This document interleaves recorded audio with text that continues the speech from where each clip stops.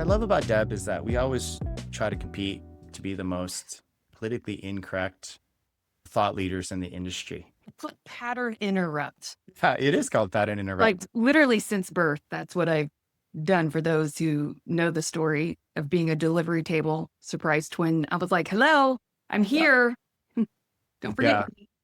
Yeah. No, it makes us stop dead on our tracks and remember you. But before we get into your session, what have you been using AI for recently? I'm obsessed with projects because now everything's so organized for me and I don't have to retrain it stuff. And I'm using different projects for different things. And I've actually created little AI coaches as well. Like I have a help AI. Oh, nice. As you can see it here, I was showing somebody the other day, like I have my AI coach over here and I just ask questions every single day in terms of what my workout should be and Gosh, look how what is organized you what are. does HRV have to be and all that stuff. I had to. But before we get into your session, which is going to be the ever changing landscape of social media, what are some cool AI things that you're doing?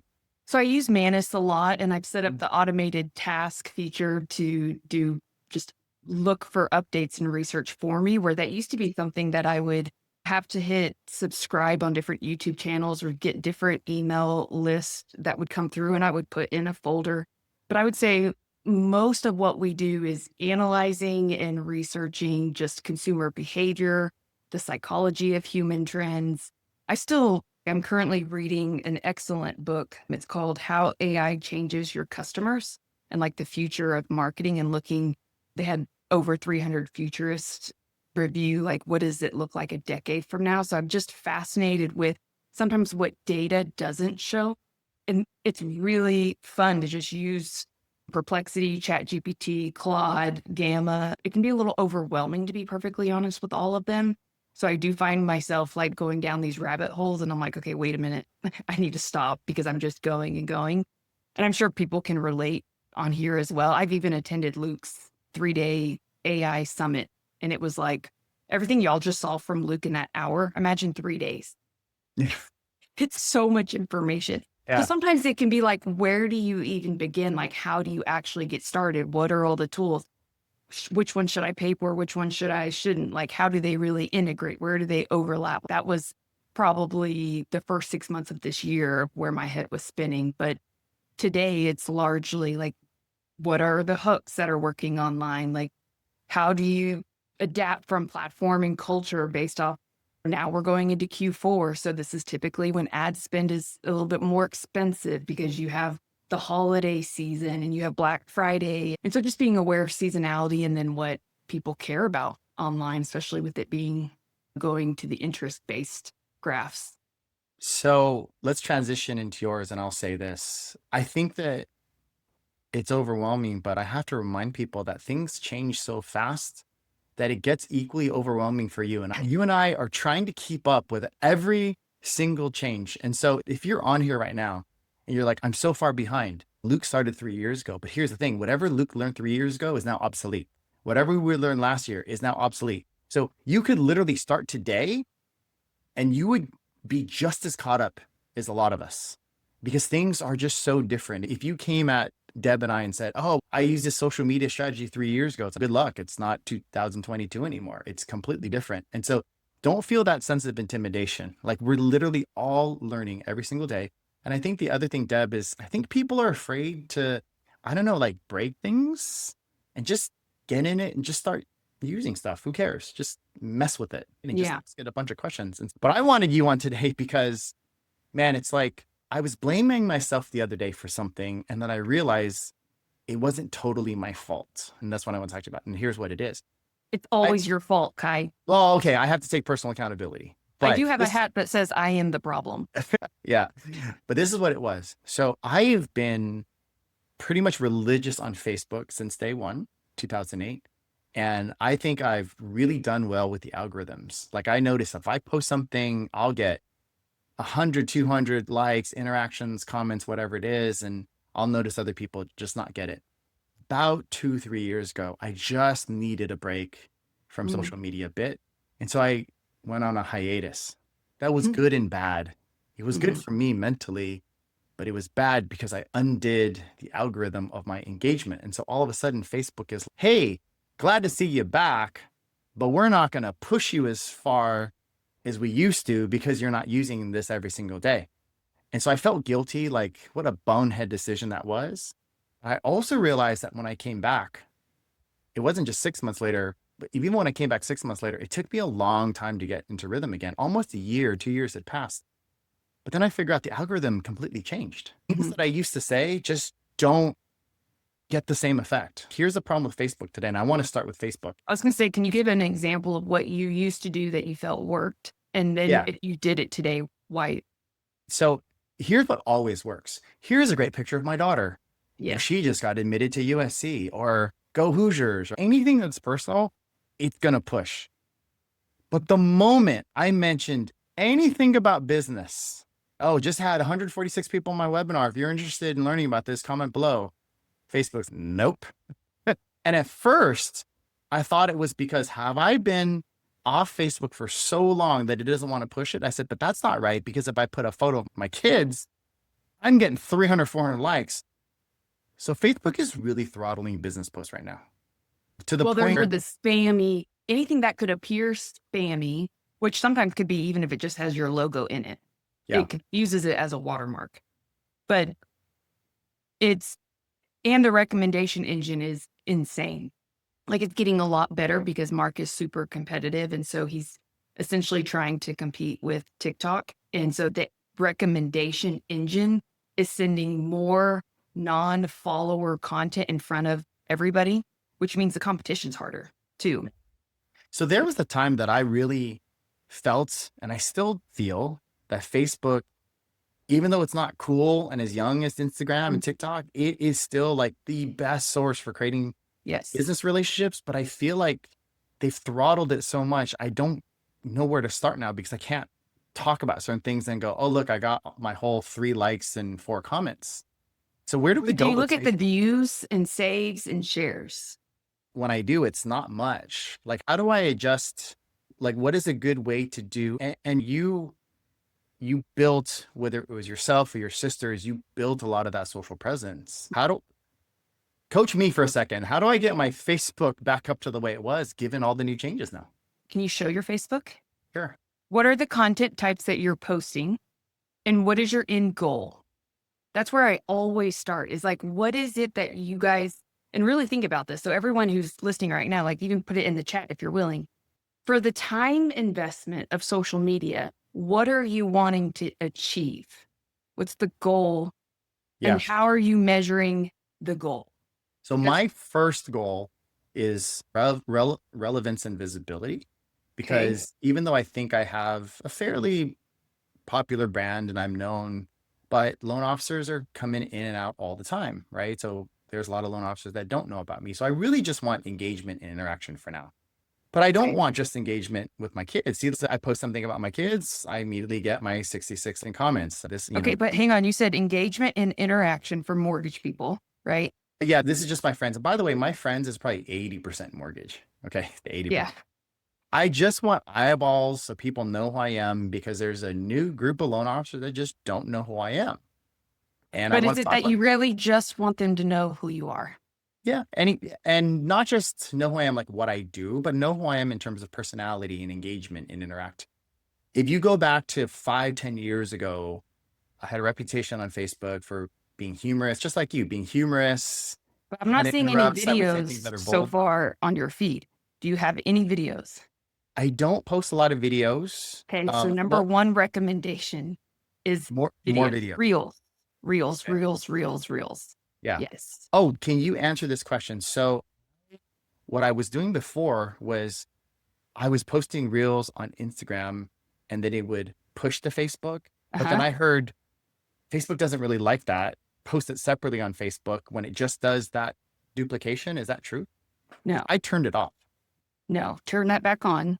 And I did see a question in the chat that someone said, are you talking from your business page or your profile? This is my main profile page, my personal page.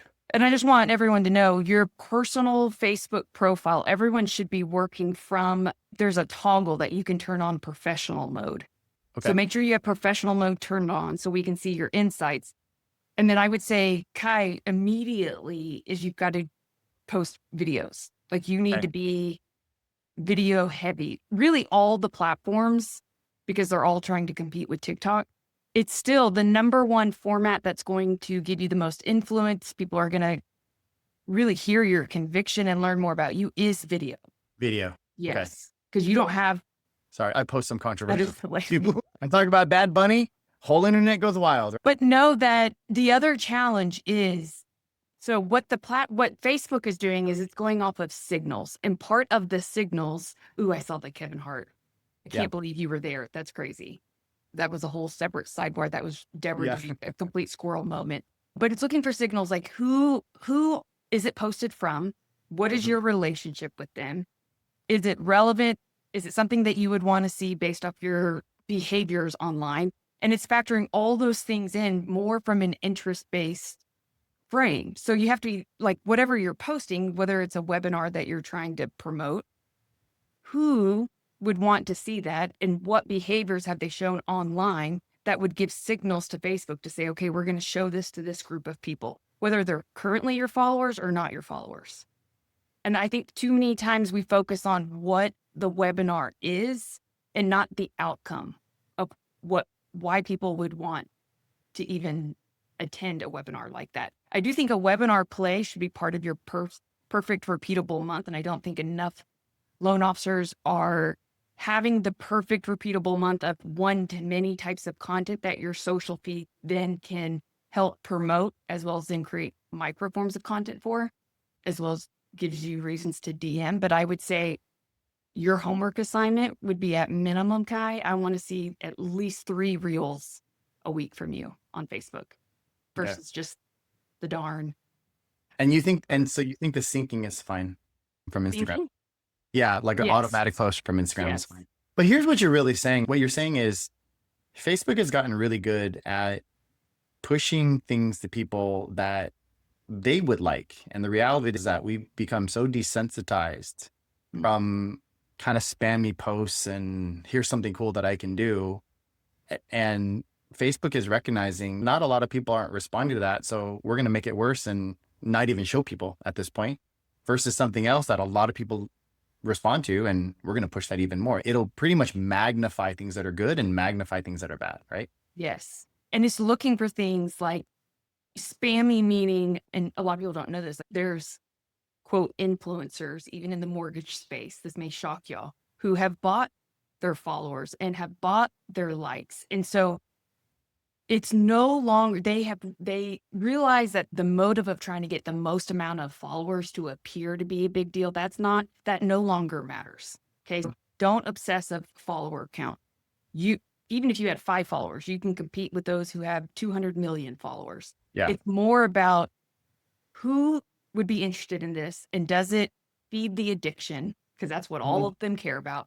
We want to keep them on our platform as long as possible. So if you have links where it takes them out of platform, or worse, what I still see is people will take their TikToks with the TikTok watermark and they'll post it on their Facebook or Instagram. Guys, that would be like me showing up to an OU game, or we'll say Philadelphia Eagles game, wearing a Cowboys jersey. Like, you don't put the other competitor, like, it's going to be downgraded. So is this so much that they're throttling business posts or they're just throttling the value of the post? So it's a valuable post. It's okay if it's business that they feel like the audience is going to like it, if the audience is going to engage and react with it. And so we really have to get conscious about the quality of our content and who really wants to see it. And if it's promotional, it's not going to be it.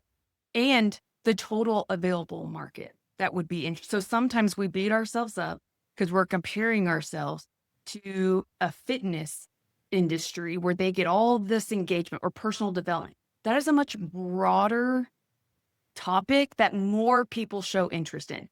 Guys, we are talking about mortgages. Okay. So our pool of people, so all that to say, if you get 10 views, that means those 10 views really matter.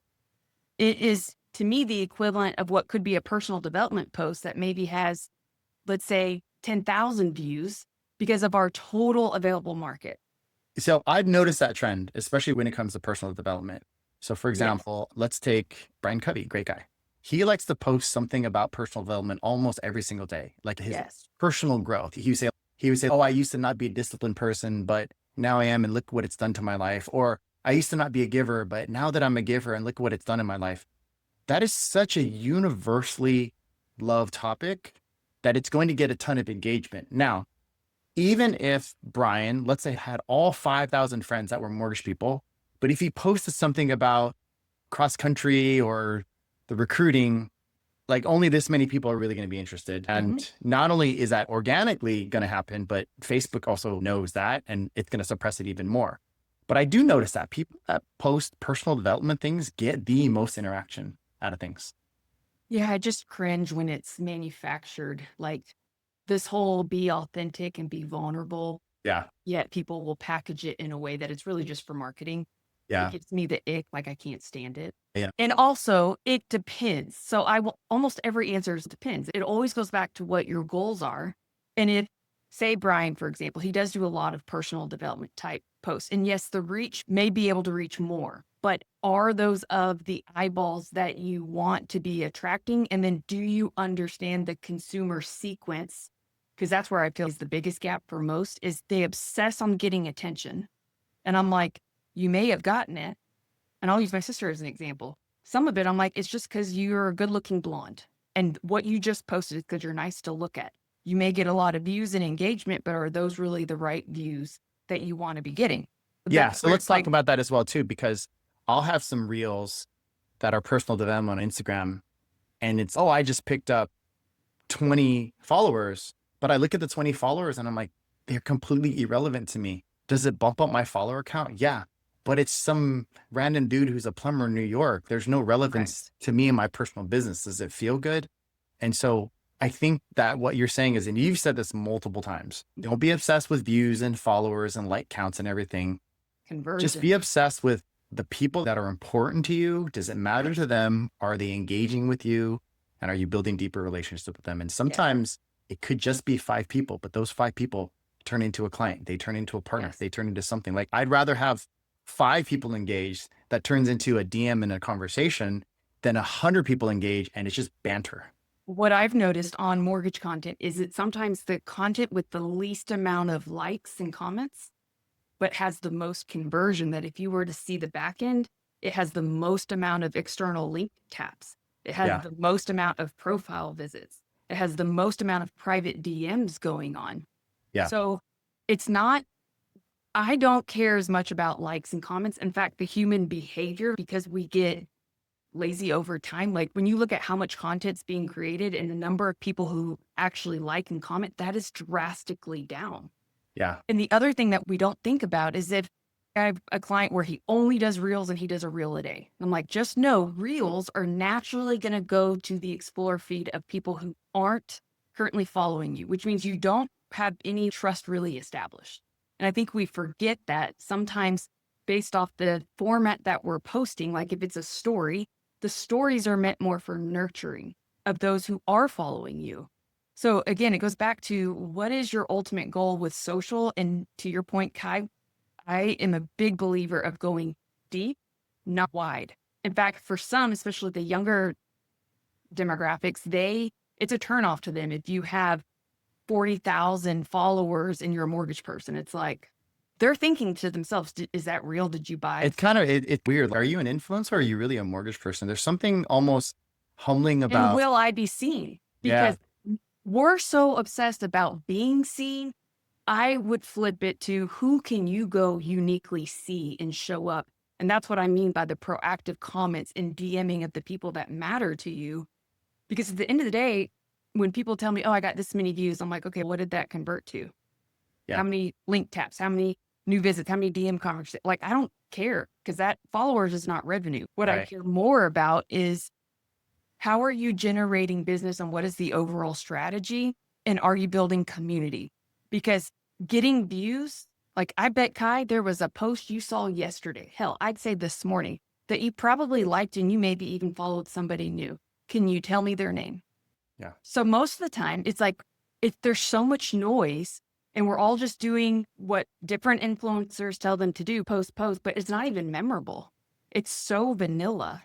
And we talked about like interrupting patterns. That's been Right. my thing is I wasn't always that way. I conformed, guys. Like I used to be part of the mortgage nerd brand and I thought I had to do it the exact way. And she would even tell me, you can't cuss, you can't do this, don't do that. And I would pretend like I was mortgage nerd number two. And it just, one, it didn't feel good, but it also, I was a, I was being a fraud because to be truthful, I didn't love, I was like, I would rather stab my eye out than take another loan app and have to ask someone for their date of birth or social security number. Getting in front of people, I love to teach and train and build business and meet with different partners, but like being a nerd and knowing the guidelines, I'm like, no, I don't know those very well. I'm still learning.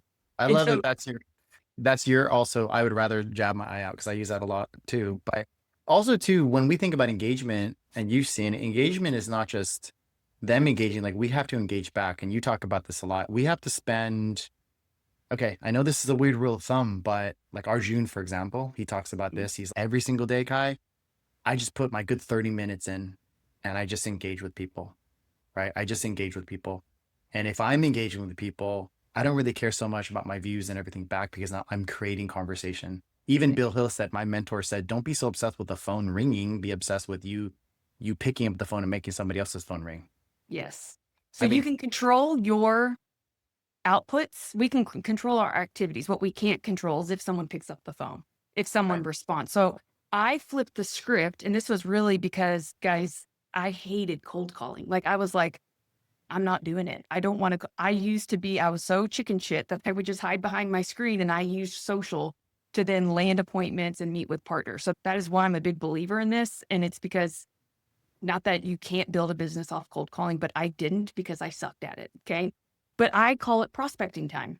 Now you have to have guardrails. And I like to set it up where, like, before you eat, or if you do 4 different 15-minute time blocks per day of like early morning engagement time. And maybe early morning is gratitude. Who can I catch who's putting good content out that I could recognize and appreciate and tell them something good? Because we're not told a lot of good things sometimes, especially to ourselves. We have a negative voice that sometimes we can be so critical. And it's okay, Kai just put this video out. Maybe I could appreciate the fact that he's willing to share so generously things that people pay him for. There was likely an editor involved. Like, you have to be committed to the growth of others more than your growth for yourself to be a content creator and be willing to share. Because a lot Yeah. of ego gets in the way. So start little and maybe start with just who can I show gratitude to first? And then it's, okay, who of my current partners that is loyal to sending me business, I'm going to now look to see where can I show them Facebook love? Because Yeah. agents, man, they really, they're Yeah. almost the worst. I noticed, for example, I'll use Brian as an example. I met him in person for the first time at Forward. And so I started engaging with him. And guess what? Now he's one of my engagers, right? And he doesn't engage with me on social because I have great content. He engages me on social because I engage with him in a human aspect. And so now he's one of my fans on social. And so we have to make people fans of us with our direct engagement so they'll want to say, hey, I loved Khai, I love Deb, interacting with them personally. Now I want to follow their social and get more of them versus the opposite. We think that we can just put up a bunch of videos and a bunch of posts and it's going to attract people to us as if we have these like magnetic personalities. We got to get over ourselves because that's what Right. influencers do. Yeah. But we got to go out there and engage. I actually posted this today on my Instagram account. I wrote, somebody asked me, should I schedule my content? And I said, I'm okay with scheduling content as long as you're available when it posts to be able to engage with people. So if I'm going to schedule my content at 9 a.m. and I scheduled last night so I don't forget, I still want to be around at 9 a.m. when it posts so I can reply, I can comment, I can do all the things because what's the point if it auto posts at 9 a.m. I'm out golfing and all these people are making comments and I can't engage back, then the conversations have died. So that is that is negative signals that Meta and the platforms recognize as basically a posting ghoster. They pick up on that. They don't want it to be just a broadcast. Like social media is going back to the basics where it's about connection. It's not about being an influencer. And so think of it of how can I create a following, almost like the Taylor Swift effect. I hate to say it, but like those of you who love or hate her, she's created a cult-like following where she's memorable. She's not only well known, but she's known well because she does allow people into her journey. And to your point, Kai, it is your offline has to be congruent with your online. Because there's been a lot of copycats who try to do the mortgage nerd or mortgage geek or mortgage whatever. And they're like, how come I can't copy? And I'm like, because you are null and voiding all of the offline hard work and reputation that she's built that creates meaning around the mortgage nerd. I don't care what you call yourself. That is irrelevant. That is not what gets the business. It is the consistent meaning type behind it. So ask yourself, what is it that I want to be known for? And what is it that actually makes me different? Because Yeah. most bios I see for mortgage professionals, they all say, we help you build wealth through real estate. We help you. We want to be your lender for life. Like, Lender for life. if everybody is saying that, that's no longer a unique value proposition. And consumers are getting smarter where they go to your feed because they trust but verify and they're looking for evidence of prove it to me. If Yeah. you help people build wealth through real estate, show me a post that gives me that evidence because talk is cheap and everyone is thinking, how do I know? How can I trust you? Why? Because marketers are the kings and queens of bait and switch, where it's all clickbait and they've bought something that then they're disappointed in. So when they land on your feed, they're thinking, have you helped someone like me? And have you helped someone like me recently? Because they care about their interest. And let's be real, like they're not buying a $20 Instagram ad t-shirt. Yeah. So when you guys are like comparing yourself to certain things, I'm like, guys, most people, they don't lack information anymore because of Google and AI. They lack integration and implementation. And they're wondering, is this a good decision? Should I buy? Is that a good investment? Or should I rent? Or should I take my savings and go to crypto? I went on this whole rampage of how I don't believe we have a financial literacy crisis because never in the history of time have the youth had so much access to financial literacy. They're just confused because of all the messages being sent to them where they don't know what is my best decision. And how can I trust someone to guide me so that I know with certainty that I'm not making a wrong decision? Which is why I would say it shouldn't be as easy to click button, get mortgage. Like that's actually a concern. If it were that easy to just click button, then where could we end up 10, 15 years from now? I'm probably going to do this on Tuesday's session, but there's a direct correlation between the amount of work and pain you're willing to go through and the reward that you're going to get. So if you go shallow, you'll get shallow. If you go deep, you'll get deep. And it's not just a marketing thing. It's actually a brain thing and how dopamine works. And so I'll talk about that next week. But going on to Instagram, so we did talk a little bit about Facebook, and there's genuineness to it. That's why I said that. I think it's a long game of genuineness. It's a long game of providing value. You know what's really interesting, Deb, is that I don't think a lot of people realize what you and I do. So one of the reasons why Deb and I are friends, and I can say this within this group, is that we always say, yeah, we're like the mortgage coach staff that's not on payroll. And it's our joke. Although people sometimes ask me mortgage coach questions and I'm like, yeah, I don't work for mortgage. I don't work for mortgage coach, but Deb and I are mortgage coach all the time. Deb and I speak. You see us put, like, how much free shit do we give to people? And we're not just doing it because it's a marketing gimmick. Like I actually enjoy helping people and doing webinars. But think about this. A lot of you, because you guys are my clients, I can say this bluntly. A lot of you guys are afraid to present, but it's almost what you're saying is you're not willing to help people. Forget about presenting, forget about doing webinars, forget about, oh, I need to do a lead magnet because it's going to create a lead. It's like, why don't you do it because you actually want to help people? Why don't you create materials that will help people? Why don't you do webinars because you have to help people? Because Deb, you and I are doing it all the time. And the thing about social, it's the same thing. It's like social is now looking at you and saying, are you on my platform helping people? And people are like, I don't have time to help people. So if you don't have time to help people, then you're not going to get that return back, at least not on social. And I don't think you're going to get the return on life because people like givers, they don't like takers. And that's really the theme here. The hardest thing, and what I got pissed off at the fact that it's not always the best loan officers that win.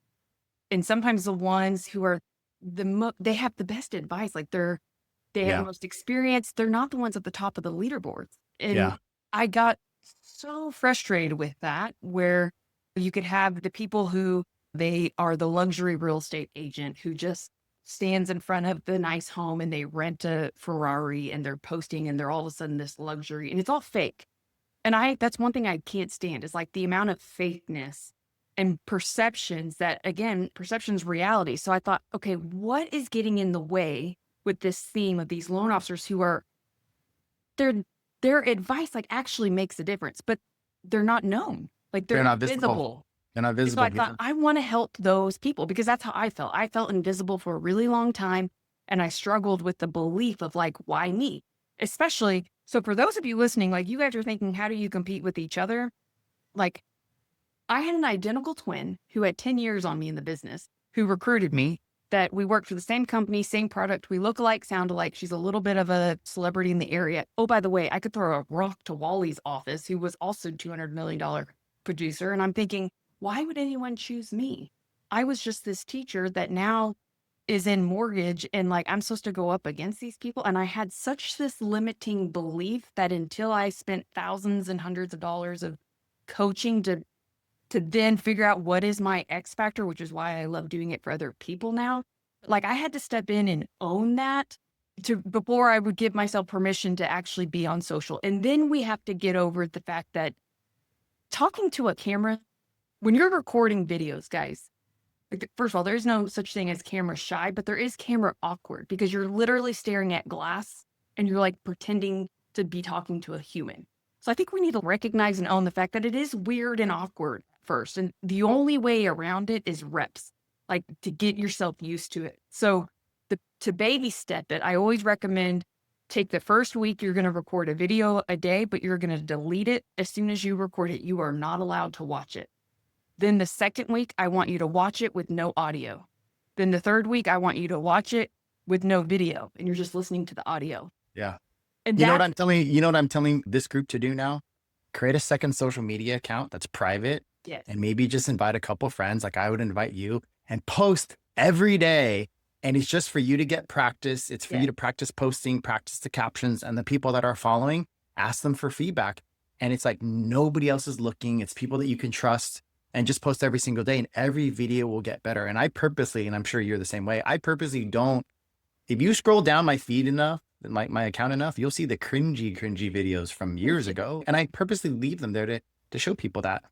But let's talk a little bit about algorithms. Has Instagram gone the way of Facebook in terms of looking for that authenticity? And are they truly favoring reels now? Are they, or is still posts and carousels, stories? Like, where is it weighted now? Like hashtags don't index anymore, but people still search them. So what's changed at the Instagram front? So with Instagram, I think people don't realize that there's 4 different algorithms. So they have their feeds, their stories, their reels, and their explore feed. And reels are naturally pushed more to the explore feed, which for those of you, who may not know, explore feed is going to be pushed to more of your non-followers. Now, what we're noticing on Instagram is the algorithms have gotten so good at feeding you what you want to see that people don't hit follow anymore. Like they don't even start on their following feed. And most don't realize that there's different types of feeds. You can change your view. But if it's feeding you exactly what you want to see, and I would imagine that Khai, yours probably has a lot of golf, probably sports, like NBA stuff. I would love to see your explore feed. Okay. Most of the dudes that I help in mortgage just have Khai. Yeah. If I'm recruiting in mortgage, I would totally make that an angle because you have to think about what are the people that I'm trying to be seen by? What are their interests? And I'm amazed at how many people like don't even ask this to their clients. Like the amount of content we sit on and like data. I do have this one client here locally who asks every single client, like, what's your preferred social platform? And he was shocked. He thought people were going to say Instagram because that's where he was like really heavy. And they were all saying Facebook and YouTube. So to your point earlier, like Facebook, I still think is number 1. It is the OG. It's the king. I think there's ways to leverage Facebook groups more, but going back to Instagram, there's 4 different types of algorithms. And if your main goal is to get more visibility, then you may need to go a little bit broader. Okay. So maybe how choosing a golf club is like choosing a real estate agent or choosing a home. Like how could you bridge the content of things that you're naturally interested in And then also the broadcast channels. So Yeah. broadcast channels is a way for you to get distribution where you're not competing with the algorithm. Yeah. So let's take Neil Dinger for a second. Yeah. Very accomplished social media guy. And let's contrast that a little bit. So when let's take his current thing. So Neil is I use my account. Let's take Instagram for a second. I use my account for business. And people always ask the question, should I have two accounts? And he says, just have one account, mostly to keep it simple. And he says, I post all business. And if I do something personal, I put it in my story. Yes. When I first got on social media, I did the complete opposite. It was like all personal. I was going to say And, it's changed and again. then every once in a while, it's gone to business. But I'm going to tell you honestly, I don't know if it's performing better or the same or worse, because I think that there is a magneticness of people getting to know me, and they didn't know that I was a mortgage person. So sometimes what would happen is people would drop into my DMs and they would say, oh man, I watched that Dodger game. We almost lost yesterday. And then they'll just like throw in, hey man, thanks for everything that you do. I've been attending your webinars. And that was never posting anything business. And then so one day I just decided I'm gonna do the reverse and see what happens. Now it's almost all business and some personal. And but I still get the most interaction from my personal. Wait. I don't know that me switching over to business made it better or worse. So now it's changed again, and Mhm. it's looking at each individual post where it used to be like it's scanning from your profile to like the consensus of the type of content that it looked at all those different signals to then figure out, okay, who is your ideal audience and who should we send your content to? But because the TikTokification had really changed consumer behavior and how much traffic it was stealing, and TikTok was not about followers, it was like each individual post could technically go viral. It didn't matter on all those other signals that, say, Instagram was having to use. So now it's no longer looking at all of it collectively. Each post is going to be viewed separately. It's just So an individual thing. Yeah. So what you're saying is it doesn't really matter what it is as a whole. It's just looking at each one and yes, saying, is this good? So it doesn't matter whether it's business. It doesn't matter whether it's personal. Is there value here? And if there's yes, value here, because back in the day, like Instagram 1.0, only your followers saw your stuff. yes. You can have one follower create the most viral video and you can get 1 million views, because if that video is worth sharing, if it's worth commenting on. So I guess what you're saying is, Khai, it doesn't matter. What matters, it's kind of like that old adage. It doesn't matter what you did yesterday. What matters is the next video and the next post that you do, and it's got to be good. And I would say, and then what is the sequence? Because most are trying to get the win each post. And it's no, you're just trying to get the ball in the game. Yeah. Don't try to shoot your shot with every single Right. post. It doesn't have to be a home run. It just has to draw them in to say, hey, maybe I want a little bit more, or this person is compelling. It should be curiosity led. Is there a curiosity gap or something that stops the scroll? Okay. But then how do you retain, optimize, and convert? And Mhm. when you look at how long people have to consume from you to engineer trust, this is why I'm a big believer on getting them eventually down to where they're RSVPing to a webinar so that you can spend an hour with them, which Neil's great at. Neil leverages his social to create the micro baby steps because he's really identified the client journey of how do I just get them to inch their way from a being comfortable to comment or DM to then attend something that I'm doing so that they become familiar with you, they know you, and then you own the mind space as soon as they need what you have, they're going to think of you first. That's the battle that we're up against is how do you become saved or stored, not just seen? Because if you're forgettable, even if that one post someone liked, like the guy who the TikTok thing where he was the Fleetwood Mac skateboarder with the cranberry juice. Does anyone know his name? It's like going viral. What does that mean? Yeah. To me, is what is the journey? And it's no longer, I hate the word funnel. Think of it more of the infinity sign. It should then go to retention. So going back to WTF of like why to follow you, think about your clients that are your raving fans that just closed with you. They gave you a 5-star review. Does your content still support them? Or is it just buy now, buy now? Here's what's going on with interest rates. Is that relevant to them at all?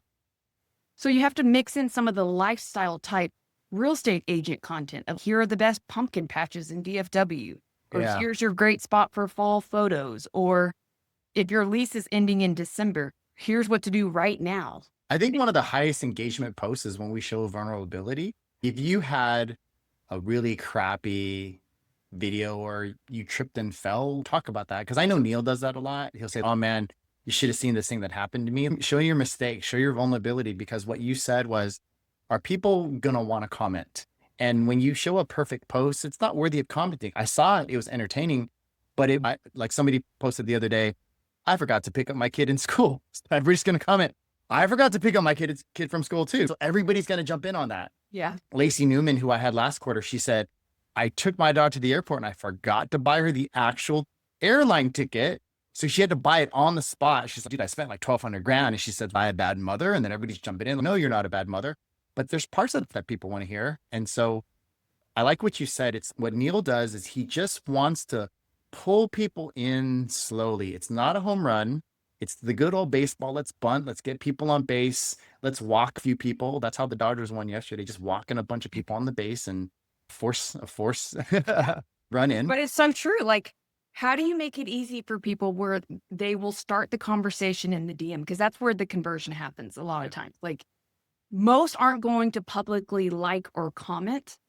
And when you do show that vulnerability, because this is new for Neil, and I even told him, like, it's not that you're getting more visibility, although he is, but when you share your flaws, you actually allow others to feel seen and like they belong. And that is the ultimate goal and like hack to create a community of tribe members who are your fans, not just empty followers that they may see your stuff, but they never engage with you. It's Yeah. so There's this gap of intimidation. It's if I see a speaker, if I see somebody extremely successful, that's why a lot of times I say, you can't be this $100 million producer. Sometimes you're so disconnected to the originator who just started, they're almost intimidated. So I'd rather have you say, I'll look at that $100 million producer and say, why don't you talk about the first 2 years, how you sucked and how you're vulnerable? That's how you connect people. That's how you connect with people. Okay. Switching gears one more time, because I feel like I haven't really gotten into it, but let's still talk about TikTok, right? Okay. From a business point of view, one thing I do notice about TikTok is that the engagement is high because that's what it is. But what are you seeing lately with TikTok now compared to a couple years ago? It's not just for the younger demographics, which is what I think a lot of people, I can't tell you how many classes I teach, and I'll ask them to raise their hand of what's their favorite platform. And so many of them don't want to admit TikTok. And I'm like, guys, TikTok is not just dancing videos where you're being silly. And it's actually the algorithm that is most advanced at feeding people what they want. Now, that can be good or bad for mortgage people, because again, it goes back to our total available market and how many people are actually interested in our content, especially this time of year. So maybe it's going a little bit broader. You're talking about credit or finance in general. Like, we know Americans are struggling financially. We have holidays coming up. So like an easy one-to-many class, or you could go live. Going live on TikTok is massive right now. And there's real estate agents and loan officers that are doing it, and they're just answering questions. They're giving a space and an open platform for people to take advice that they've heard elsewhere and ask an expert, or so they see an expert. And they'll ask their credit question, like, is this true? Should I do this? But Grant Cardone says you shouldn't buy, you should rent. And so I would invest time in TikTok, but I would say probably the most underpriced attention that most aren't paying attention to is YouTube and YouTube Shorts. So I would rather people focus on YouTube before TikTok. Okay. Because that is the motive for people when they go to YouTube is their intent is usually to learn and stay a little bit longer. But Shorts, we're seeing compounding really quickly. It's less noisy than TikTok. And it just surpassed is the number one streaming platform in most people's homes, where it's replacing Hulu, Netflix for some. And I feel like I'm a long form kind of Did guy. I take this out since probably? All right. Unmute yourself. But I feel like I'm a long form type of guy. Like, why am I going to try to hit a home run on a 30-second reel, a home run on a 1-minute reel or video or post, when I can actually go on for 5 minutes on YouTube and explain something and walk people through something in depth. Yes. And somebody who's really interested, they're going to watch the whole thing. And what's really great about this is if you create long form content, you can create short form content out of that long form content. You Yes. can just take the 10-minute video and cut little 30-second clips and then repost it. I think a lot of people here, instead of trying to do the ultimate 30-second, 1-minute post, you want to talk about the pre-approval process, do a 10-minute video on YouTube talking about pre-approval process, then take a few clips, put them as teasers on Facebook and Instagram, and they can go to the YouTube and watch the full thing because there's real education there.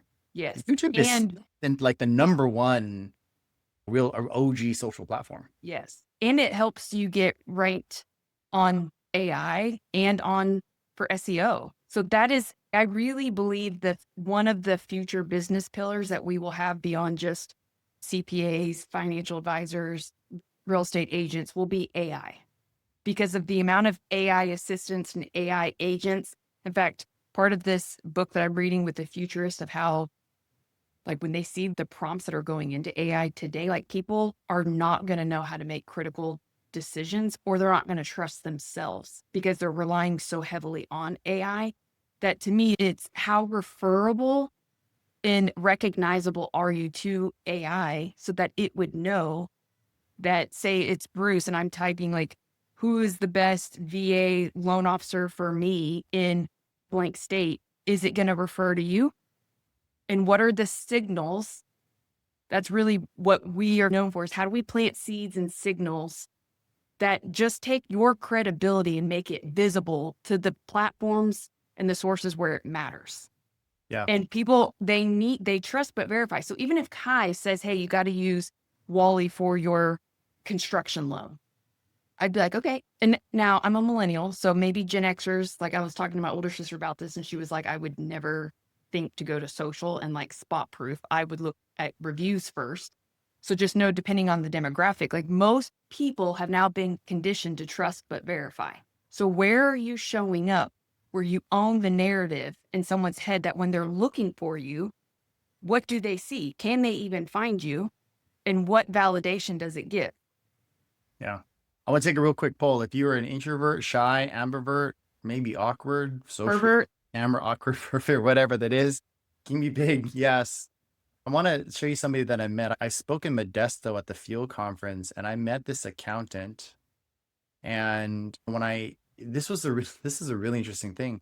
So when I looked at her IG, she's speaking, she's all over the place. She's social, she's active on her IG. When I met her in person, she was the shyest individual, absolutely shy. And I said, like, how are you this and not that? And she said something that I'm going to quote forever. She said, I might be an introvert, but my business is not. And so I have to represent what my business is. If I want to be successful, my business cannot be an introvert. And so I think a lot of you guys personify your business too much, whether it's Ulysses or Christian. You guys are saying, I'm this, but your business isn't that. You have to become what your business is. And your business wants you to help. It wants you to educate. It wants you to be on video. It wants you to speak. It wants you to talk. It wants you to engage. Otherwise, you can be an employee of a business that is, where you have a front man or front woman that's going to do that for you. Mm-hmm. And I think that as we talk about a lot of these things, first we had Luke and then we have you can hear silently the sense of intimidation, silently the sense of shyness and people that are afraid. And I was, even today, Deb, you know me. Remember those first cringy videos that I put out? I've gotten 30% better and I'm still trying to get better. And I would say to you, like, yeah, you might see me on stage, but that's not really me. But I have to remember, business is like the Matrix. It's a fake world. You just show up every day, you go to work. And then when you get home, it's like the UPS guy. He's a UPS guy, but once he takes off his uniform, he's just like a normal dude, like that has a family. But when he's at work, he's a UPS guy. He puts on a uniform. So we have to put on uniforms. So we have to do all these things, right? Okay, so lastly, while we got a couple minutes, and then I'm going to transition into some like boring coaching and stuff. This is actually the platform that, believe it or not, for me, intimidated me the most. It's LinkedIn. Really? Yeah, because what's interesting is as a performer, it's, oh, I can do the videos and I can do the posts and I can do the things. And then I'll post something on LinkedIn. I'm like, yep, nobody's listening. Nobody's watching. It's almost if, I know it sounds funny, but it's almost like in LinkedIn, I have to be smart and sound smart. Where in the other places I can entertain a little bit. Yeah. I can say some funny things. And it's, wait, I actually have to be smart. I haven't cracked the LinkedIn code yet, but it's definitely less flashy and you have to bring true Yes. value. Yeah. What do you It's like suggest? into a boardroom. Yeah. It's not going to the happy hour. It's actually going to the networking Correct. event itself. It's different, Correct. right? Like TikTok would be the frat party. Right. Instagram, which is still very like visually snooty. So you do need to have good quality. So it's more like your after hour happy hour that is at a big conference that is still Yeah. professional. So look, Allie gets a lot of business from LinkedIn. Christian loves LinkedIn, and I haven't figured it out, but it is I'm in a business environment and people Yes. appreciate that. And if you're going after builders, CPAs, this is where it goes back to who are you creating content for and what is the strategy? What's the outcome you're looking for? Yeah. If you're trying to go after those professionals, you hands down better be on LinkedIn.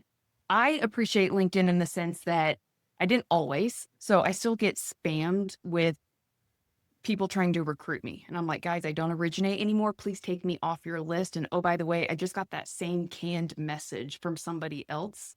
So whoever y'all are buying it from, that is the first turnoff right away. So I used to not go on LinkedIn because of all the messages that I would get that were recruiting messages. But it is the least amount of competition in the sense of people aren't just going there to escape. And we forget that with Facebook and Instagram. That's part of what we're competing with, is what they see as value to keep people on the platform long enough. You're competing with cat memes and videos that like sometimes people watch and I'm like, how is it 5 minutes in and I'm still watching this stupid video? Yeah. Because I'm just looking I'm escaping because I'm waiting in between volleyball games or whatever. With LinkedIn, people show up again with a different level of intention and professionalism that I still believe you should be investing time there, especially if you're going after the different like CPAs, financial advisors and whatnot. But if you're not on YouTube, then I would say start with YouTube first before you go to LinkedIn. Okay. Let me just show you this. I think this is really interesting. Christian shared this. This is a post I did well for him on LinkedIn. And as you can see, he's got a lot of interaction and it's not business actually. It's just this personal experience with having a retina eye issue. Mm. But I think that there's a real authenticity in it that LinkedIn is okay with. And I don't want to necessarily get into this, but one of my clients here, let's see if she's here, Grace, she's the Reddit queen. Oh, that's the other. And guys, Reddit in y'all- itself, when you look at these message board apps, it is not even about showing off. It's the complete opposite. You have to answer questions. You have to be valuable, where it's not about showing off anything, but these are all social networks. Yes. So we have Reddit, and Grace is the Reddit queen of Tennessee. And she says she gets a lot, and she's doing 8 units a month, 9 units a month, whatever it Dude, is. and that's where chat and the AI pull from. Guys, y'all need to be on Reddit for sure. Yeah. Yeah. Okay. So you said to wrap this up, and then I'm Yeah. going to get into some kind of boring coaching stuff, but YouTube and Facebook is still always going to be Yes. king, but YouTube is a really untapped market. Yes. And I would say start getting good at writing down, like in one place, whether it's a notepad or the note section of your phone, what are the exact questions that your clients or partners are asking? Because everything is going more towards that Q&A style, but it's of their language that they use. So when you get good at writing those down, that becomes your topic ideas of content, which is a productivity hack too, because once you answer that with a video, then guess what? An assistant can send that out. And now you're answering that same question and it multiplies. But I would say that would be your first homework assignment. The second one is every single loan app is a story that you could post. Not a story like as in on your stories, but like every closing. If you just talked about that client's journey, their home story, even better if you could interview them. But that's what people want to see.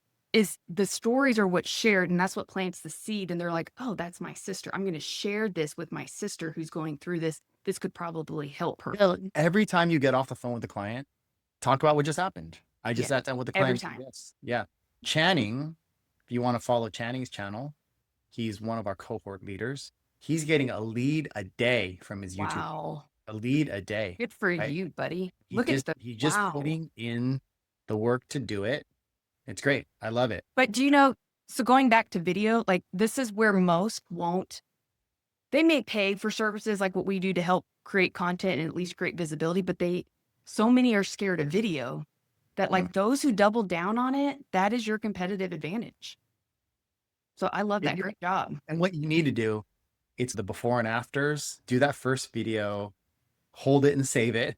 And then every time you get better, keep looking at that. I think it was it Zuckerberg or somebody? I'm trying to figure out who it was, but their original like video from 10, 15 years ago, they auto posted it to post and say, here I am. This was me 20 years ago, and look how far I've become. And I'm trying to remember who it was, but it was somebody like massive who made like a massive thing. And he intentionally pre-scheduled this post for 10 years just to see where he would be. And he's this massively successful. Oh, it might have been Mr. Beast. Yeah. Mr. Beast, when he first started 10 years ago, he pre-scheduled content. Just says, okay, I'm going to start this YouTube channel. I don't know if it's going to be good or bad, grainy, crappy lighting, everything, but like everybody starts someplace and you got to go. I'm sure if I scroll down Channy's YouTube channel enough, we're going to see all the cringy stuff from the very beginning. And if you guys want more of that development, we can work on that here as a group, right? We can just get people to the point where they're comfortable. But Deb, That's what I would say we need you, Khai, is the amount of mental roadblocks clients have of limiting self-belief of I'm too old, I'm too ugly. Why would anyone want to hear from like it? A lot of times it's not that they don't know what to do.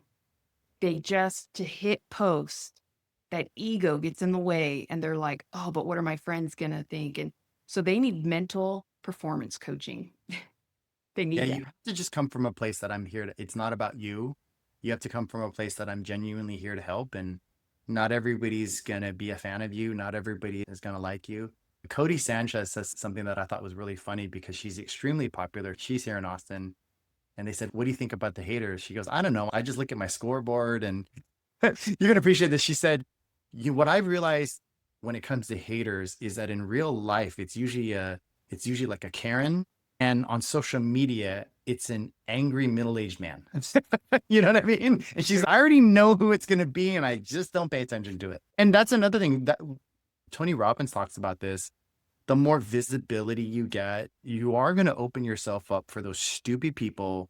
Like sometimes I'll do an ad and you just get these trollers that are just like, what a ripoff. You're trying to take people's money. You just ignore it. Just let it go. But it comes. It's hard. It There's is. times where, but guys, you can block them, you can delete the comment, or sometimes it's a learning opportunity. Like maybe that wasn't your motive or intention, but because of how you package something or your word choice is something for you to take extreme ownership on and make those micro tweaks. That is also the beauty of the accountability of creating content is that means you have to be constantly learning so that you have something valuable to say and share. Like when Khai asked me to be on this, it holds me accountable when I do these webinars and every week on Mortgage Coach, because that means I've got to constantly be studying my craft, which happens to always be changing, part of what I love about it.